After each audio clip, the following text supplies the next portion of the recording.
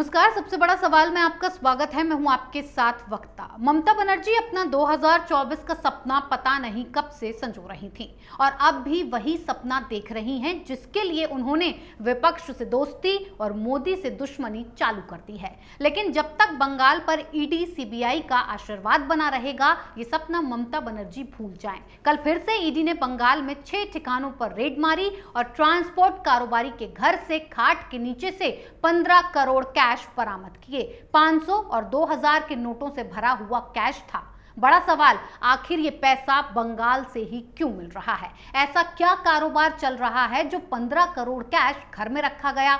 ममता बनर्जी क्या जवाब देंगी? क्या होगा उनका 2024 का भविष्य? इसी पर चर्चा के लिए हमारे साथ मौजूद हैं कैपिटल टीवी के editor in chief doctor Manish Kumar ji. Doctor साहब, आपका बहुत बहुत स्वागत है। धन्यवाद। डॉक्टर साहब, बंगाल से इतना अथाह पैसा मिल रहा है, ये कारोबारी कौन सा कारोबार चल रहा है?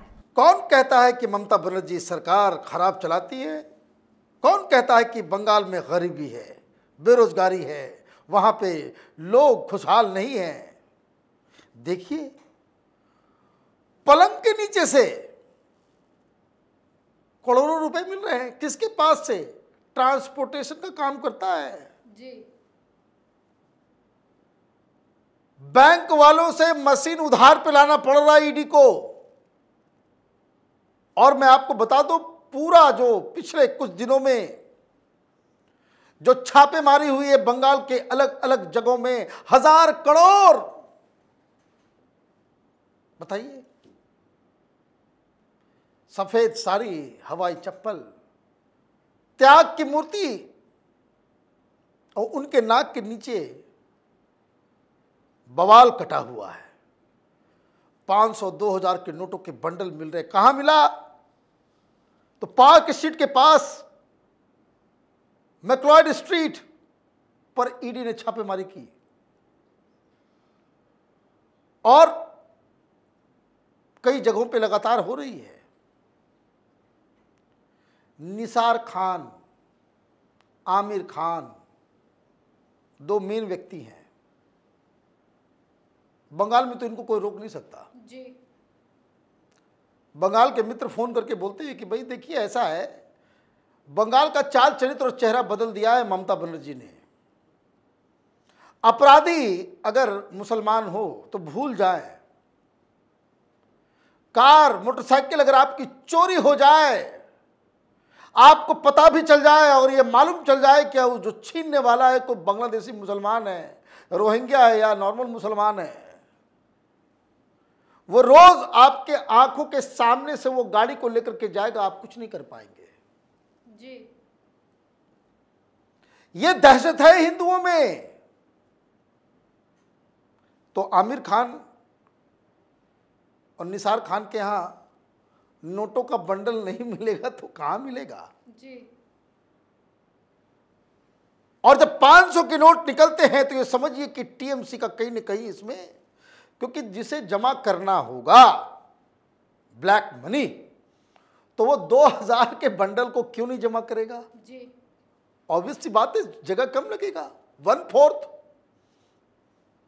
जो पैसे एक सूटकेस में 2000 के बंडल से आएगा, उसमें 4-4 सूटकेस लगना पड़ेगा। पूरा पलंग की जरूरत नहीं पड़ती, 2 बैग में ही पैसे आ जाते जी। तो अभी तो ईडी ने सिर्फ छापेमारी की है। पैसा कहां से आया, किसने दिया, कहां से दिया, जब इसका पता चलेगा तो ममता बनर्जी तो जैसे ही खबर आई और तस्वीर आई, लोग कह रहे ममता बनर्जी आजकल ईडी के छापेमारी से इतनी, इसको कहते बौखलाहट में है। पुलिस वालों को बुला बुला करके डांट रही है कि भाई क्या कर रहे हो तुम लोगों को कुछ मालूम नहीं होता। कहां है सीआईडी? कोई तुम्हें मालूम नहीं होता। ये सीबीआई वाले, ईडी वाले जहां तहां घूम रहे हैं, छापेमारी करते रहे, तुमको कुछ मालूम नहीं चल रहा। कहने का मतलब यह है कि तुम्हारी बेवकूफ़ी की वजह से हमारे लोग पकड़े जा रहे हैं जी। भाई अब पछताए होत क्या, जब चिड़िया चुग गई खेत। इमेज राजनीति में बहुत इंपॉर्टेंट है। बिल्कुल। ममता बनर्जी पर्सनली ईमानदार हो सकती हैं, लेकिन इस ईमानदारी का बंगाल की जनता क्या करेगी? जब आपके नेतृत्व में जो सरकार चल रही है वहां हर जगह छेद है जी। क्या करना है? पार्थो चटर्जी के पास से निकल आया, ममता बनर्जी समझ गई कि यह पॉलिटिकली बड़ा गड़बड़ हो जाएगा जी। इसलिए उन्होंने साथ नहीं दिया। गलती कर गई जब अनुव्रत मंडल को जब पकड़ा गया तो ममता बनर्जी सामने आ गए, भाई एक के बाद एक ये तो गलत, ये तो ठीक संदेश नहीं जाएगा। जी। फिर मालूम चला मलय घटक वो भी ईडी और सीबीआई के चंगुल में फंस गया। जी। अब मैं आपको बताऊं पिछले 2 दिन में क्या क्या हुआ है। 200 करोड़ रुपए का हेरोइन, नारकोटिक्स, ये जहर, ये कोलकाता पोर्ट पे मिला है जी। स्क्रैप के साथ 40 केजी टोटल जो है। वो कहते हैं कि भाई वो 197 करोड़ का जो है ये माल है, तो मोटा मोटी 200 करोड़। टीम कहां से आई पकड़ने के लिए? गुजरात से आई। सब कुछ बंगाल में ही होता। वहां कोई प्रशासन शासन नाम की कोई चीज नहीं है क्या?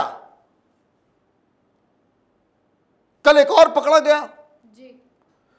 उसके पास, ये इंटरनेशनल उसका एंगल है, उसके पास ये 500-200 के नोट नहीं निकले, फॉरेन करेंसी निकला। कितना? 9 करोड़ 25 लाख जी। इंडियन करेंसी में। चारों तरफ यही खेल चल रहा है।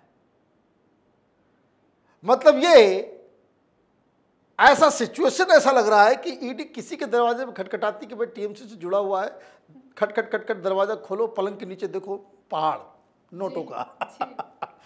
तो ये बता रहा है कि सिस्टम किस तरीके से वहां ऑपरेट कर रहा है। आज जो टीएमसी की तरफ से रिएक्शन आया है वो लग रहा है कि ममता बनर्जी न सिर्फ बौखला गई है बल्कि हिम्मत हार चुकी है। जी। वो 2024 में प्रधानमंत्री की कुर्सी की तरफ उसको लपकने के लिए एक मूव चलती है, 2 झटके लग जाते हैं। जी डॉक्टर साहब, बिल्कुल जो भी कारनामे हो रहे हैं वो बंगाल में ही हो रहे हैं, तो जाहिर सी बात है ममता बनर्जी को इन सब की पूरी खबर होगी। लेकिन इन कारनामों के बाहर आने की वजह से 2024 के खेल से क्या ममता बनर्जी आउट होती दिख रही हैं? देखिए, जब न साख जब होगी नहीं तो आप किस तरीके से प्रधानमंत्री मोदी, भाई ओवैसी ने क्या कह दिया जी। प्रधानमंत्री वो सोते उठते जागते सपने में भी रात में वो प्रधानमंत्री मोदी को गालियां देता रहता है। लेकिन उसने क्या कहा? उसने साफ साफ कहा कि देखो भाई, प्रधानमंत्री मोदी के सामने कोई नहीं है जी।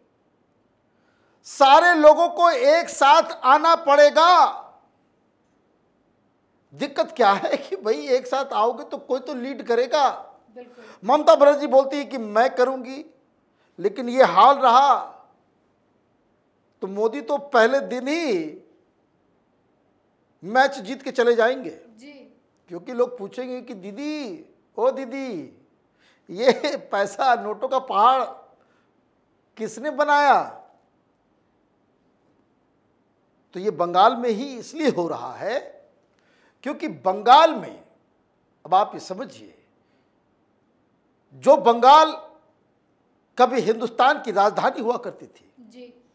जो बंगाल इंडस्ट्रियल कैपिटल हुआ करती थी, जो कलकत्ता हिंदुस्तान का अव्वल शहर माना जाता था, जी।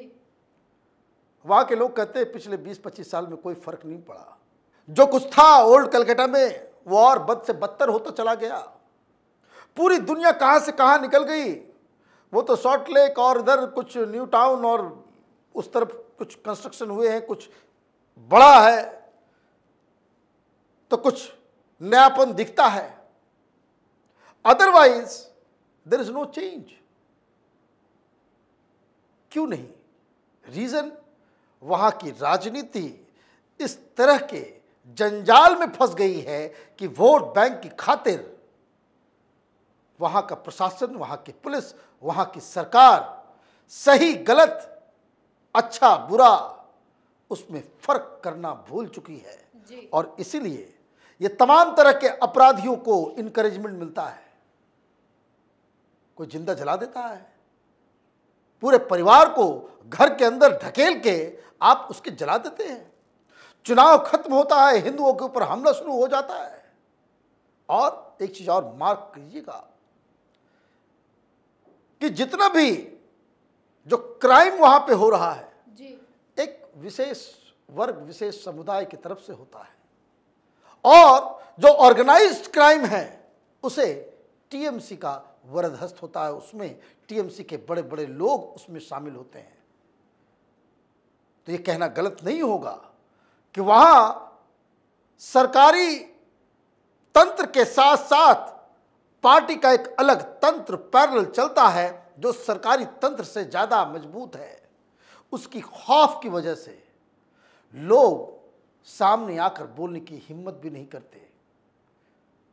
जो बंगाल में हो रहा है और जो फ्यूचर नजर आ रहा है उसको देखते हुए कई सारे बिजनेसमैन, कई सारे डॉक्टर्स, कई सारे प्रोफेशनल्स वो साफ साफ कहते कि बंगाल अब रहने लायक नहीं है, किसी और जगह धंधा पानी कर लेंगे, जिंदा रहेंगे तो जीवन में कुछ कर पाएंगे। लेकिन जिस स्थिति में बंगाल गुजर रहा है, ममता बनर्जी की राजनीति के लिए एक बहुत बड़ा धब्बा। ममता बनर्जी इन्हीं सब चीजों से लड़ती हुई, इन्हीं सब चीजों को खत्म करने के लिए, इसी सिंडिकेट, इसी टोलाबाजी, इसी कट मनी को खत्म करने के आश्वासन के साथ वो बंगाल की राजनीति की ऊंचाई पे पहुंची थी। अब जो सिस्टम है वो पुराने कम्युनिस्टों के सिस्टम से और भी भद्दा और कुरूप है। जी डॉक्टर साहब, बहुत बहुत धन्यवाद इतनी जानकारी के लिए। धन्यवाद। ममता बनर्जी ने अभी 2 दिन पहले ही खेला होने की बात कही थी कि वो 2024 में खेला करने वाली हैं, लेकिन यहाँ तो खेला ममता बनर्जी के साथ ही हो रहा है। जिस मैच को खेलने के लिए वो 2024 के लिए टीम तैयार कर रही हैं, कहीं ऐसा ना हो कि टीम मैच खेल ही ना पाए और खेल खत्म हो जाए। ईडी और सीबीआई को बंगाल में पैसों का खजाना मिलना बंद नहीं हो रहा है, जिसकी वजह से ममता दीदी का सपना टूटता दिख रहा है। क्योंकि जिसके राज में एक राज्य इतना भ्रष्ट हो सकता है तो देश की कुर्सी पर बैठने के बाद देश कितना भ्रष्ट होगा, सोचिएगा जरूर। फिर किसी और मुद्दे के साथ हाजिर होंगे, बने रहिए कैपिटल टीवी के साथ। नमस्कार।